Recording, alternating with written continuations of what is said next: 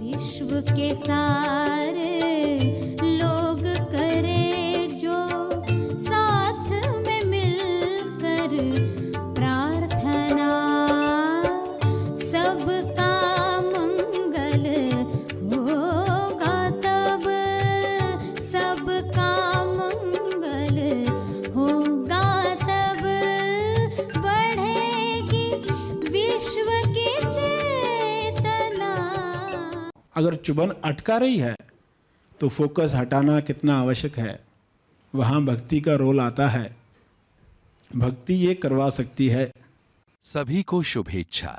Happy thoughts तेज ज्ञान foundation द्वारा आयोजित ध्यान प्रार्थना बीज बोने के लिए आप सबका स्वागत करते हैं। रोज हम सब मिलकर प्रार्थना करते हैं ताकि हम खुद भी स्वस्थ रह पाएं और जो बीमार हैं उन्हें भी हम अपनी प्रार्थना का बल पहुंचा पाएं। तो आइए ग्रहणशील रहते हैं और इस प्रार्थना का लाभ लेते हैं। सभी प्रार्थना करें विश्व शांति के लिए, स्वास्थ्य के लिए, सच्चे ज्ञान के लिए।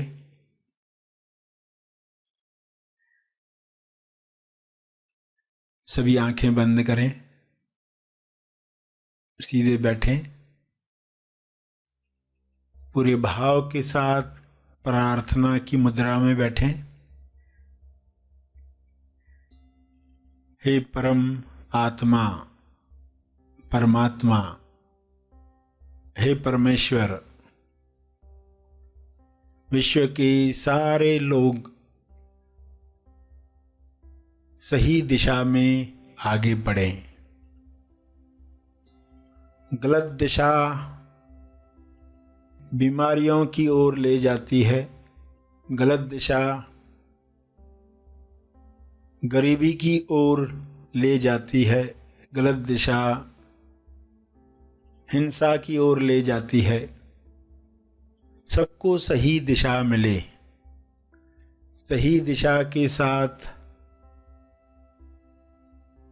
सभी संतुष्टि भरा जीवन जिएं, परम संतुष्टि सबको मिले।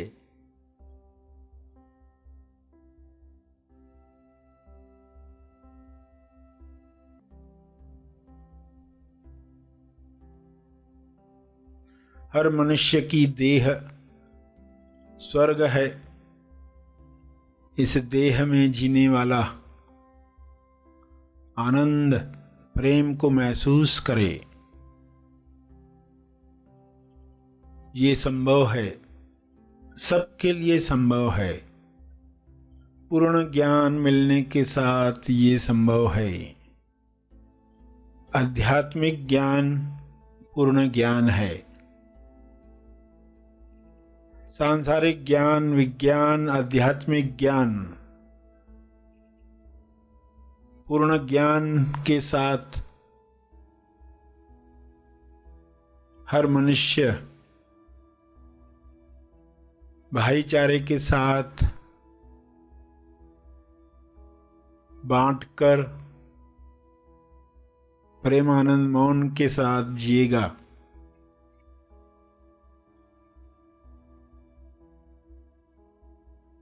सभी अधूरे ज्ञान से मुक्त हो जाएं।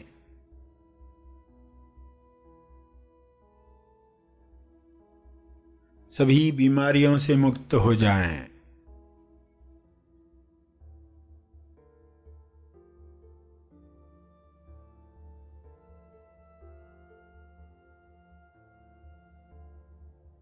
सब हिंसा से मुक्त हो जाएं। अधूरा ज्ञान जड़ है, अर्ध बेहोशी जड़ है। यह बेहोशी टूटे,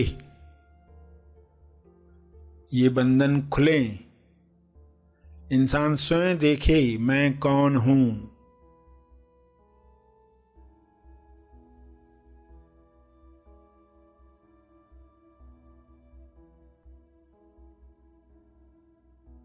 मैं कहां पर हूं, मैं क्यों हूं।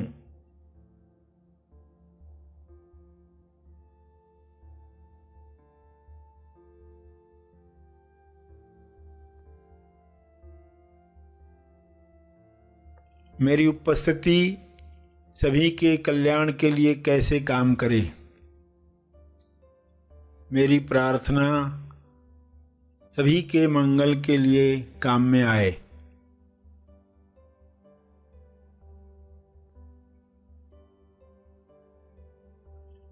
सभी अपने स्पेस, टाइम और एनर्जी में आनंद महसूस करें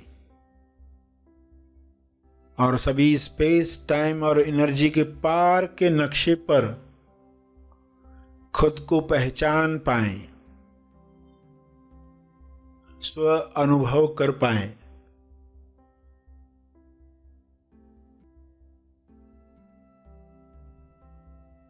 सभी को आत्मबोध हो, इसी बोध से सभी कर्म करें, जिम्मेवार बने। सहज कर्म सभी के मंगल के लिए किए गए कर्म। सबके लाभ में मेरा लाभ, सबकी खुशी में मेरी खुशी।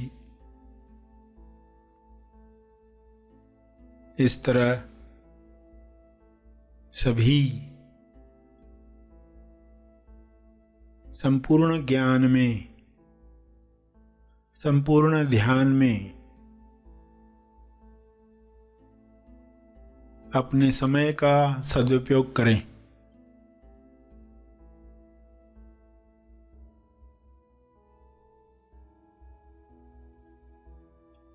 सभी को ऊर्जा मिले, सभी को स्वास्थ्य मिले।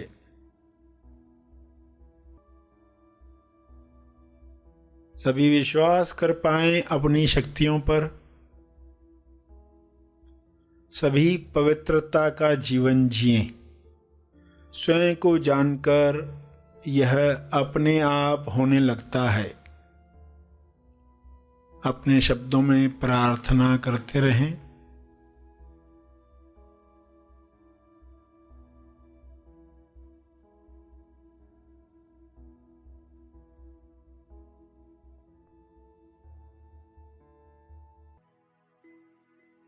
अंत में अपने तप का बल अर्जित किया है आपने, ध्यान से, प्रार्थना से, समझ से। वह अर्जित बल सबको लाभ दे। इस शुद्ध भाव से तपर्पण करें।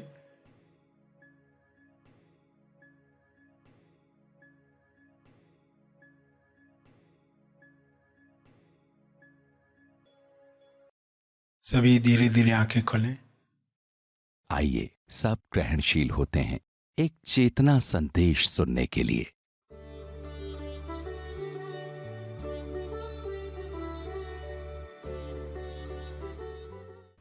वो अलग से अलग जो है उसे प्राप्त करके उस यात्रा में चलते। अमोक्ष से मोक्ष की यात्रा, युद्ध है अमोक्ष से मोक्ष की। अब आइए संदेश के इस भाग में समझें कि मोक्ष प्राप्त करने में कौन सी शक्ति मदद करेगी और कितना समय लगेगा। समझना है कि ये मोक्ष हमें प्राप्त करना है तो कैसे करना है, कौन सी शक्ति हमें मदद करेगी और कितना समय लगेगा। इसमें कितना समय लगने वाला है। समय कितना लगेगा? उतना ही जितना उस विद्यार्थी को लगता है जो सुबह सुबह उठा है और सोच रहा है आज सबमिशन है, आज पहुंचना है, आज जल्दी जाना है, आज इस तरह का काम है कॉलेज में, स्कूल में, और अचानक उसको कोई कहता है आज संडे है। तो वो जो टेंशन आया था इतना, अब ये करना है, उस टेंशन को जाने में कितना समय लगा, उतना समय मोक्ष प्राप्त करने में लगता है।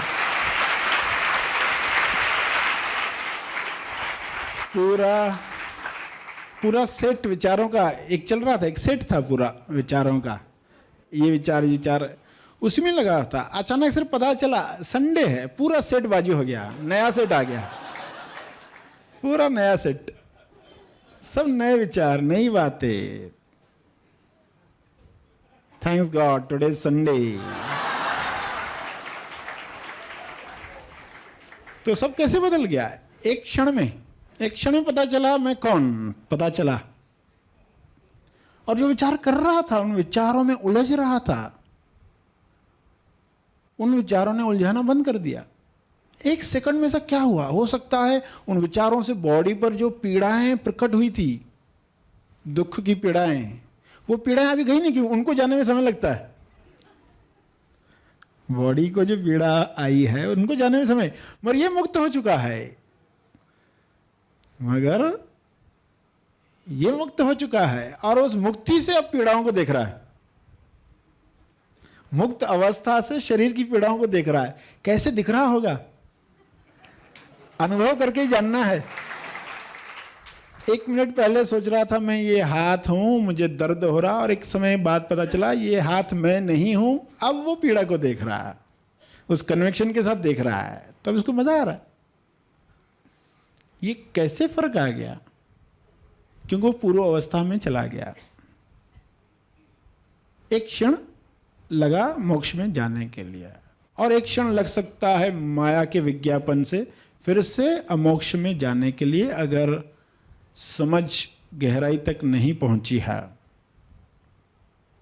तो पहली बार जब इंसान सुनता है उसको बड़ा झटका लगता है, और फिर वृत्तियां उसको वापस वहां से बाहर खींचती है, क्योंकि वृत्तियां जो बहुत सालों से बनी हुई है, बार बार उनमें ही जाता है।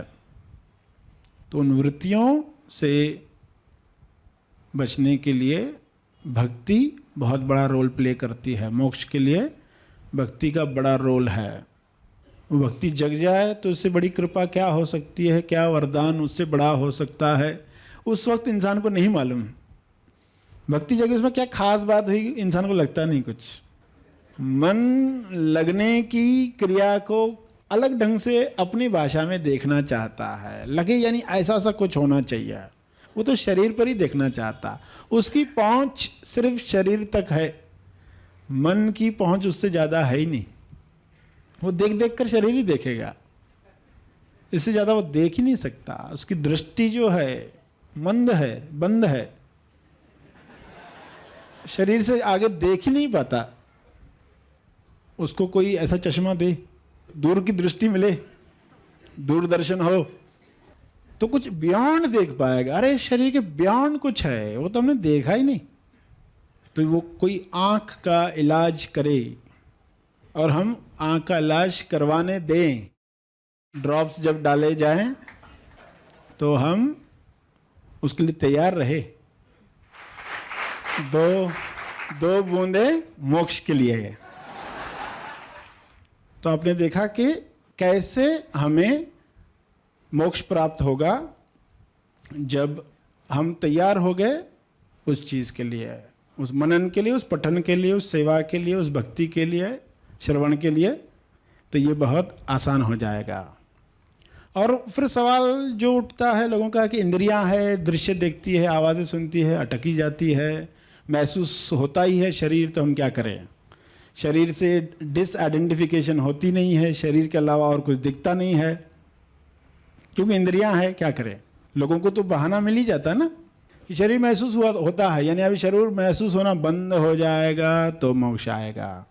तो जीवन में जो चुभन आती है, यानी जो घटनाएं दुखद लगती है, इंद्रियों की वजह से दुखद लगती है। तो हमारा ध्यान चुभन पर कितना हो। अगर चुभन अटका रही है तो फोकस हटाना कितना आवश्यक है, वहाँ भक्ति का रोल आता है। भक्ति ये करवा सकती है, वह माया से ध्यान हटाकर सत्य में स्थापित कर सकती है। तो चुभन यानी होने वाली घटनाएं, जब भी चुभन हो, घटनाएं तकलीफ दे, तो समझना कि पढ़ते वक्त हाथ को कुछ चुभन हो रही है, मगर अब क्या करना चाहिए, अब फोकस कहाँ जाना चाहिए। अगर अटका रहा है या फिर इसमें भाव जो है, उसके पीछे जो है, वो जानना। सिर्फ शरीर पर नहीं अटकना है। इंद्रियां है तो शरीर महसूस होगा ही, शरीर महसूस होगा, मगर वो बाधा न बने, वह भक्ति बढ़ाए।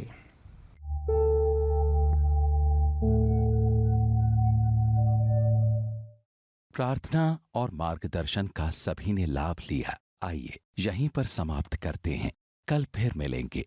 तब तक के लिए धन्यवाद। Happy thoughts.